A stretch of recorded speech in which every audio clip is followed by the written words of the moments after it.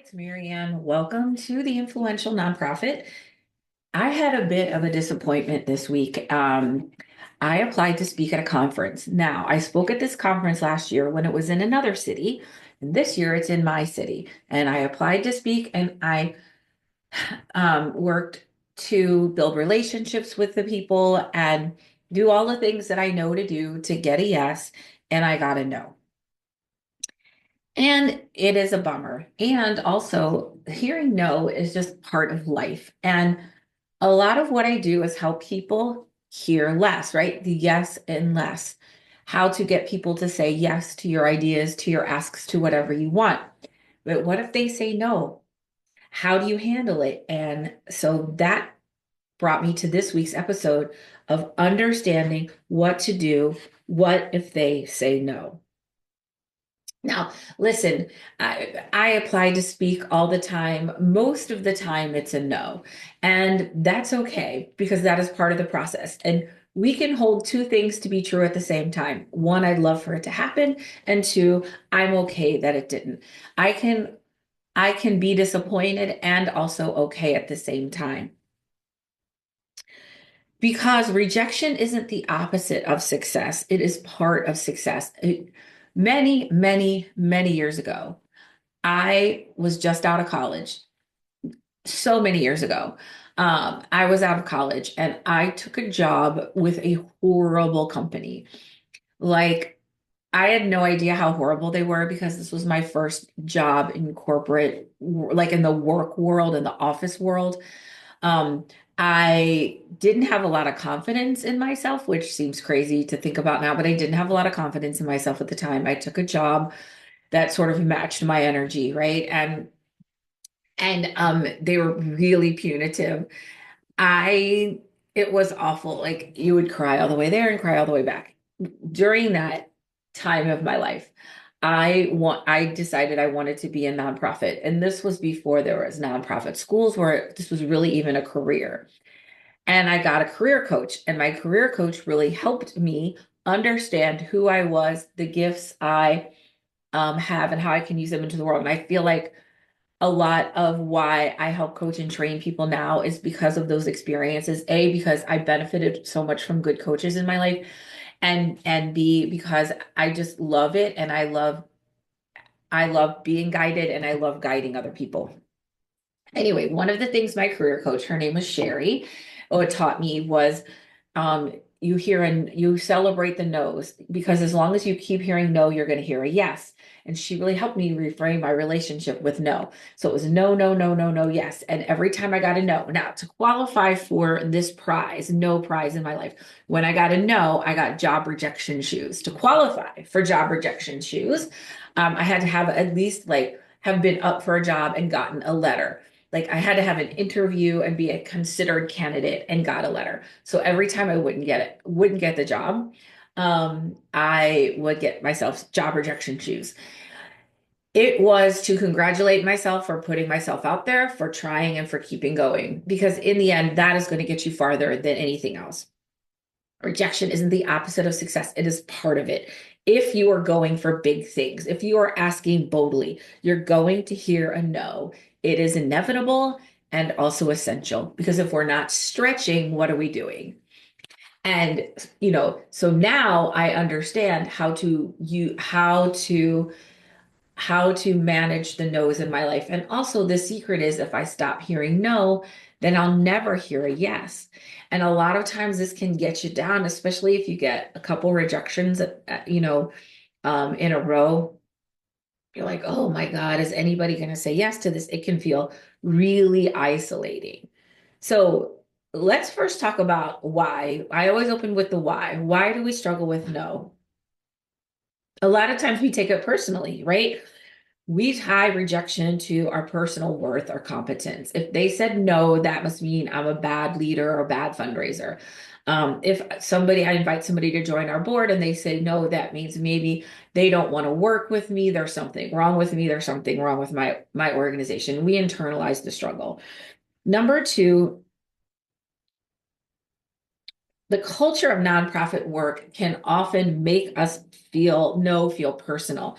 It's because it's even when the no is a valid reason, not valid, I don't want to say that, but it is a reason that has nothing to do with you. It's logistical time based a values mismatch, right? They can't get there today. It's not a good time. All of those things that we hear and we take them personally, like nobody cares about our cause. I remember I was training this board and this guy said, one of the board members, the organization works with kids who provides grief support to kids. And this board member says, like, how could somebody say no to a grieving child? When somebody said no to him for an ask that he made as a board member, it hurt him personally. He felt the sting. Okay. Number three, the more expectation we have to a specific outcome, the harder will the disappointment will be. And I always talk about release the outcome, release the outcome. And this is a part of it because the more we are tied to it, the more we feel like we need it, we have to have it, the harder the fall will be. Then there's emotional labor, the energy of caring deeply for something and caring deeply for a cause can truly magnify your disappointment. I think this is also really endemic to nonprofit leaders because we care so much about what we do and who we serve, and it can really sting. If somebody doesn't buy your product, yes, it may hurt, but when somebody doesn't give to you and kids go hungry, or somebody stays unhoused, or a dog might be put that, euthanized, that can feel, that can magnify your disappointment. That's what I want to say. Okay. We can care deeply about our mission, and we can also detach from the outcome. And that may sound like counterintuitive, but it is true. We can care deeply and detach from the outcome. Remember, rejection is protection. So it's like, I'm not sure where the money's going to come. If it's not from you, no problem. I'll go find it somewhere else. I don't know what good thing is right around the corner. I have a little card that I keep here, and I have a card. It's on my vision board thing on the back there from last year. But my future is a golden, sparkly explosion of fucking awesomeness. That's what I look at every day. And because I know that if it doesn't come from this place, that it can come from another place, and that there is goodness around me. I'm all I need to do is attach to it. And so we can care deeply and then also be open to the lessons of the universe to understand the direction that we need to go and who are the best to support us. Okay, so let's reframe rejection. Um, here's where I want you to think about how we can shift your mindset. Excuse the shuffling paper. Okay, release the outcome. That is number one, always, always, always. I talk about it all the time. I cannot tell you how much releasing the outcome is beneficial to you in your work and any aspect of your life. Expectations can block possibilities. When you fixate on one yes, you close yourself off to all of the others. If you are going in and you're wanting somebody to give you a sponsorship or to give you a gift, that expectation can really close off the possibility. You're not listening for other things. Maybe you're asking them for an annual gift, but after, when you're open to the possibilities, when you release the outcome, you realize, oh my God, their business would be great for a sponsorship. If you weren't open to that, if all you could wanted to do was just close that annual gift, you're going to be limited. The more you want something, the less likely you are to have it. And I know I say it a million times. When you're like, you know what, whatever, that's when the possibilities emerge. Detachment creates openness and paradoxically more flow and more yeses. So the less you want something, the more likely you are to get it. I use this example a lot of a woman who she was an executive director who took my course, and she really wanted to purchase a building and move the organization into this building. And she was very excited. She saw a really great future for her organization in this new building. The board had a lot of reservations about it, and they kept bringing them to her. And And she thought she was addressing them, but she said, I'm in this cyclical trap. I keep talking to them about it and they keep having the same hesitation. That's an objection. Okay. So objections are the greater cause to mastery. Objections, we lean into objections, which she was sort of dismissing them. She didn't mean to. She just wanted this building so bad. It was sort of like subconsciously she didn't want anybody to rain on her parade. Don't bring me those numbers. This is going to work. So I said, no, number one is, if you don't get this building, will your organization be okay? Because when I say release the outcome, I mean honestly release the outcome. Let go of the results. Whatever happens is meant to be, and and remember, life happens for you, not to you. That's not me. That's what's his bucket? I can't think of his name. I'll think of it in a minute. Um, um, and so allowing for whatever to emerge. What her first job was to get comfortable with this building not working out. And yes, it could be a disappointment. And yes, it is, but just trusting that there's a better solution. And then the second is to lean into these objections. She was feeling rejected. They were not feeling seen and heard. And so when she leaned into these objections and really listened to them, I said, they're going to keep coming up because they're not feeling heard. So let go of your need, let go of the building, let go of everything, and just tap into what their concerns are and hear them out. And once she did that, then all of a sudden she detached from the outcome. Then all of a sudden they had an honest dialogue. Then they understood where she was coming from. She understood where they were coming from. And eventually they did agree and they did buy the building. Okay, so number two, rejection is a part of the process. Fundraising is asking, and asking is hearing no. Therefore, rejection is doing your job. Remember, as my career coach told me, if you're not hearing a no, then you're not doing the work. As long as you're hearing a no, you'll eventually get to a yes. No is also really good information. It tells you where somebody is along their journey. Each no gets you closer to understanding what the issues are. Is it a timing, fit, message, mindset? What's going on? When we look at no as information, not judgment, it is, isn't that interesting? They did not select me for this conference. Isn't that interesting? That's some really good information. What was the issue? Was it the fit, the message? I thought I had connected with somebody and got some really good information about what kind of session topics they were looking for. I invited a partner in, which is what they said they wanted, all of these things. So obviously there's something that didn't connect. So that's some really good information if I'm willing to see it as information and not judgment. And that is part of this is when we detach from the outcome, then we can see like, okay, they said no, but that's really not about me. That's about them. It's usually legit. It's usually a timing or money. That's the two reasons why people say no. It's not a good time or they don't have the money. And so you can say, okay, what is a good time? What would you consider giving? I just got solicited today by a friend who is running for state rep. And she called and said, will you donate to my campaign? And she had an event and I didn't get to go. And I'm so bummed that I missed it because I really did want to go. Anyway, and I said, yes, I would love to. And she asked me for $250. And I said, yes. And my husband might his company maybe closing. I'm not sure what's going on with our finances. And she said, well, would you want to give a small monthly gift? And I said, 100% I could do that. And immediately I signed up for a monthly gift. I wasn't saying no to her. Of course, I support her. I was saying no because of the situation I was in. That was I didn't say no. I said, I want to. And also, finances are a bit of a mystery right now. We're not really sure what's happening. Can let's talk about it. Remember, each no gets you closer to clarity. If you're looking for a job, each no gets you closer to understanding where your skills and the marketplace's needs are a fit. Okay, number three, rejection is protection. I love this so much.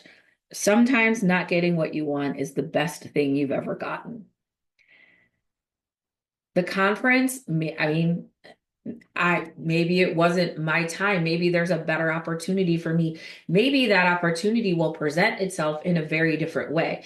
In fact, the person who solicited me this morning is president of our AFP and has been working with this conference because it's being hosted in my city. There might be a whole nother opportunity that comes up from this. Um, and also, I didn't get this. And also, I know people are coming to town for this conference. So I've decided to host a retreat, like a day and a half retreat for people who have been in my long-term coaching program. Hey, and if you've been in the Power Circle, you will be getting an invitation from me soon about this. Um, so if you're like, wait, I was in the Power Circle, I didn't hear from Maryanne. Anyway, so hey, I'm going to set up a whole event around this conference, even though I'm not participating in it in the way I want. You're always trust that you're being redirected towards something better. I want also to say is that how it starts is usually how it goes. If something starts and it's difficult and like a relationship with a donor or a partner or a board member is contentious from the beginning, it will be contentious throughout the length of the relationship. How it starts is how it goes. Sometimes we think, well, this isn't really that good of a fit, but if I'm sure once I get them on board, it'll get better. It doesn't get better. And oftentimes you're like, oh my God, I'm so glad I didn't get that job. I didn't get that donor. We didn't get that grant because that would have been a nightmare. But at the time, you're sort of in denial about all those red flags because you want it so bad. But remember that you're being always being redirected towards something that fits better and just trust that the universe has your back. I look at it like bumper cars. Soon as you sort of bump off one thing to another thing and then bump and bump and bump, and eventually you'll get to the place where you want to be. And you just sort of enjoy the ride. Okay, now let's talk about how you can manage your own feelings around your experience and using empathy around navigating rejection.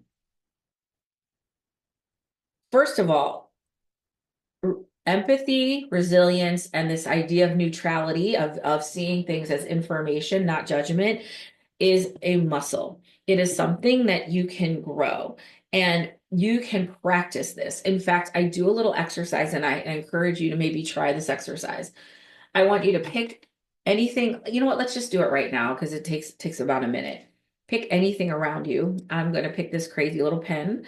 It has, if you're listening to this, it's an orange little pen and it has like fuzzy little, it's like a face with fuzzy little hair on top. I'm going to look at this pen. I want you to pick anything around you that's on your desk, a mug, a notebook, a Sharpie, whatever it is. And I want you to stare at it for 30 seconds and I want you to judge the crap out of it. And just look at it and just judge it like, oh, this hair is so ridiculous. This company closed. I don't really like how this pen writes. I'm not timing this, by the way, but this is how you would do the exercise. This is chipped, it's fading. Maybe somebody gave it to you and you don't like them very much. Anything you can think of to judge the crap out of that object. Then after 30 seconds, clear your mind and come from a place of observation and just observe the object. No judgment. You're going to look at, I can see the brightness of the orange. I can see the logo marks and the lines in that. There's this texture here on the pen, the part of the pen that like hooks onto things. The texture of this little fuzzy, hairy guy. The way this little fuzzy top, like it's like a hair on a head with yarn feels in my fingers, the smile on the face, what that looks like. It looks like one of those little eggs things that are like the happy faces. I'm not making any sense. Anyway, just look at it and perceive it and observe it. No judgment. Just look at the color, the shape, the texture, how the light hits it, anything like that. And then you stop. I'm going to tell you my observations from doing this exercise many times over is that it's usually easier to judge and you can just judge the crap out of something. But then when you open your eyes and you observe, you see so much more detail, so much more nuance. You notice things that you hadn't ever noticed before about an object that you literally look at every day. And so observation opens our eyes. I remember walking through an airport, I think it was in Colorado, and there's this beautiful mosaic floor, and people were just walking by. And I'm like, how can you not see this floor? It's so beautiful. Observation. Take a walk and really, if you walk or if you like to take walks, or just take a walk and just observe. Don't think, don't judge, just observe how the sun hits the leaves on the trees, the sidewalk. Oh, look, it goes up there, it goes down there. Not that that sidewalk is broken, or why doesn't the city fix the sidewalk? It's, hey, there's a crack in the sidewalk. This is part of how you grow your ability to stay of neutrality, observation, and releasing the outcome. This is a practice. This is why the people who coach and train with me, they sometimes stay for the longer program, because we are really working on building this, our skill set. And I work hard and I'm always learning. I am always learning. It's a practice, right? We're always learning. You can position yourself as not immune to rejection, but you're practiced and you're processing it. So it's not that it doesn't sting, that something didn't go my way. That's no, but I know also how to process it. I know, like, my bounce back rate is a lot higher. I can be mad and sad and anything else, and then I'm like, okay, well, there you go, right? Let me just bounce back. So it's okay. I got my damn it doll here, and I wonder if my damn it doll. I think I had to put it up because my foster puppy in here. Oh, here it is. I have my damn it doll that I can slap against anything I want. Damn it, damn it, damn it, damn it. I can go scream into a pillow. I can feel the rejection. And also I bounce back. And that's part of the practice, in my practice at least, is to allow myself to feel the disappointment. Because once I feel it and I allow myself to feel at its highest, and just really dig into it, then it does not have a charge. Because a lot of times we're afraid of rejection because we don't want it to make us feel bad. But if we're unafraid of those feelings, then we can just dive right in, because we know we can move through them. Okay, so here's some takeaways. Here's some practical ways, actionable takeaways for you to navigate when you hear a no. First of all, and pause before you react. Now, if you are in person, this may be harder than if you're on an email or a text, right? And but don't spiral, breathe. Because if you feel the sting of rejection, chances are you're going to feel it in your body. Your eyes will start to water, your heart, sweat, you feel weak in the knees, something in the pit of your stomach, something like that. Something like that. When that happens, you've gone into fight or flight, right? So you've gone into your instinct brain, and it's going to be hard to access rational thought. So you just want to breathe through it and then name the emotion. If you can name it, you can really take the charge out of it. It's okay to admit the sting. It's okay to admit the hurt. But before you react, pause. And there's so much wisdom in this, because a lot of times something stings us, and we want to, like, da da da da keyboard warrior right back, or get right back in. And it's okay to take a minute, and it's okay to ask for a minute, even when you're in person. If somebody says something to you like, hey, we're not going to be able to, to give you, award you the grant this year, and you feel the sting, you can say, okay, this is news. I can just give me a minute to collect myself around that. You're allowed to have sovereignty over that, and allowed to take a minute. And actually, you can get really good at this. And just really in any situation, asking people, like, let me pause for a second and collect my thoughts around this. That's totally okay. I think too much of the time we are just spitting words at each other because we don't know what else to say. Number two is seek the data. You can ask why. You can say, help me understand what happened, and help me understand how I could make this a yes in the future. My career coach many years ago, when I was rejected from a job, when I was interviewed and they said no, my first job was to book a call or a meeting with them and ask why I wasn't a candidate, why I wasn't selected. Now there are certain way technique that you do when you do this, and I want you to follow this technique, which is I'm not criticizing anybody's decision making. I'm sure the conference committee or the foundation program people made the best decision for them. And so I want you to be clear, and while I am clear, hey, thank you so much. I'm sounds like you're going to have a great conference, or thank you so much for letting me know. It sounds like there was a lot of really worthy organizations, and I'm sure you made the best choice. Um, I'm really committed to raising funds for my organization. I would love to talk with you about what can make a yes for us in the future. Most people will say yes to that. They will. Now, if you can do it in the moment, if you can, in certain instances, you can't do it in the moment. Maybe it's a letter or an email. If somebody gives you an email and they reject you, your job is to get, if you can, get a face-to-face or a Zoom or even a phone call with them. There's a couple reasons for this. One is because you want to get some really good information. Again, this is information and you want to let them know you're perfectly okay with their decision. You want some really good information to help you position yourself better next time. Secondly, you reposition yourself from rejected job candidate, rejected organization, rejected, donee to a cause, to someone who's actually interested in moving forward and getting something done.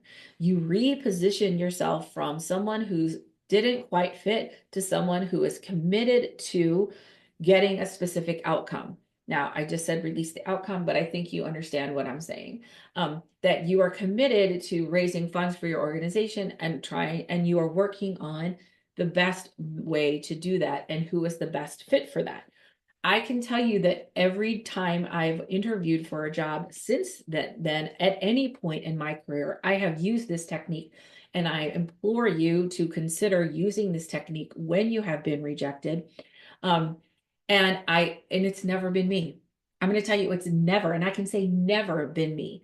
Oh, we didn't like you. It was, oh, hey, this person, I remember the one job I really wanted, and the person had a dark room in their basement. Like, okay, well, other times it was just a timing thing. It was I was up for a very, very big job for a at a PR agency to do some tourism work, and the work went to an agency in Kansas City. And so this company did not hire me, and it wasn't because they didn't like me or want me to work for them. It's because the work that they would have hired me for went to another firm. But that man who never hired me became my biggest advocate. And he always remembers me for this. I found a X-Files lunchbox. He was an X-Files freak. And I sent it to him and I said, thank you for believing in me, for thinking of me, you know, and he never forget that. And he was my biggest advocate and supporter. You can take somebody who rejected you, and when you reframe and reset the relationship, they can turn out to be one of your biggest advocates and supporters. And that is truth. Okay. Um, Revisit your fit. So maybe your message or your mission needs refining. And maybe you're better suited elsewhere. So I hit on this a little bit, but you can also think about, did we not communicate properly as to how our organization could meet your needs? Maybe there was something in the messaging that sort of was a miss. They didn't quite understand what you meant. And that's some really good feedback when you can go back and sort of retool your talking points, maybe reframe some stories that you're telling to hit the mark a little bit better. And then again, number 4, celebrate the ask. The ask, even if declined, is progress. You can't get to a yes if you don't hear a no. Celebrate your no's. Celebrate everything. You went and asked somebody for $100,000. You never asked that much, and they said no, but the words came out of your mouth and you did it, and everyone survived. Right? That's great. Reaffirm your value. Number 5, reaffirm your value. Your worth isn't up for negotiation. The no is about the offer, not the asker. The no is about the offer, not the asker. This was specifically tough for me because when people would say no to working with me as Maryanne of Courageous Communication, I am Courageous Communication. Courageous Communication is me. It felt like they were rejecting me, but they are rejecting an offer. They are rejecting um they are looking and they are looking at their options, and I wasn't the best option. I want, at the end of the day, my job is to help people make an empowered choice. Your job is to help people make an empowered choice. So your choice, and as long as they're doing that, your relationship will continue after a no. Because I've said, great. I mean, I'm so glad you found somebody that's going to help you with what you want. Sure, do I wish it was me? Absolutely. And also, they're getting the help that they're looking for. The no is about the offer, not the asker. And you can always retool your offer. Remember, your value is not up for negotiation. Whether somebody says yes or no does not determine my worth, my value, as a human being, as a leader, as a fundraiser. I determine that, and that is not up for negotiation. And number 6, reframe quickly. Ask, what might this be protecting me from? And what's opening up because this closed? I already mentioned this a little bit. I did get the speaking engagement. And also, I'm feeling like there's going to be some things that are going to be opening up for me because of the because of this no. And I'm not sure what that looks like because I don't have the outcome, but one of the things is working with the person who rejected me to book a webinar. And I actually think that a webinar is going to be better than the conference because I get a lot more people on a webinar, and they've been very, very successful for me. So again, that's exactly how you reframe. I just did it for you. What might this be protecting me from? And what's opening up because this closed? Okay, remember, in closing, every no refines your yes. You're not rejected, you're redirected. Rejection is protection. And tie it and remember my yes and less lessons, okay? Reducing pressure, attachment, and emotional exhaustion so you can move on with clarity and confidence. The less attached you are, the less emotionally exhausted you'll be. Now, listen, I am in the business of getting you to get people to say yes. So if you want to learn how to do that, and don't forget my Yes and Less coaching package. It's 4 sessions where we're going to walk through the 4 stages of donor enrollment: awareness, interest, connection, action. And each session, it goes over how to build more awareness, how to increase your interest, how to build stronger connections, and how to move people to action. And it is a 4-session coaching package. It's a steal. I'm just doing this for the fun of it. I'm booking this till the end of the year. And we can even start at the beginning of the year. $9.97. Deal. Deal. You are going to have a full roadmap of how to enroll donors, how to get people to say yes, but also that it's okay when they say no. So embrace those no's, my friend. You've got this. It's all a part of doing the work, and it's all a part of life.